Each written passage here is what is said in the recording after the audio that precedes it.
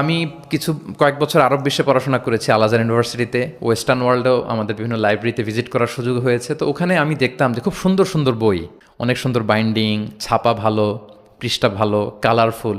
Most recently আমি একটা বই পড়ছি, মিরাজ মহিউদ্দিন নামে একজন Egyptian scholar, Harvard graduate, revelation নামে, অনেকে হয়তো দেখে থাকবেন। এত চমৎকার বই সিরাতের উপর আমি আমার পুরো জীবনীতে দেখিনি।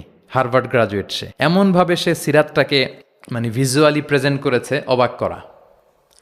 তো আমার খুব ইচ্ছে ছিল যে ওয়াই নট বাংলাদেশে আমরা আমাদের এই পাবলিকেশন ইন্ডাস্ট্রি থেকে এরকম বই কেন হয় না। তো যেই প্রকাশকের সাথেই কথা বলি ওনারা বলে যে শায়েক আপনি তো জানেন না, এই দেশে মাথার চেয়ে পায়ের দাম নাকি বেশি।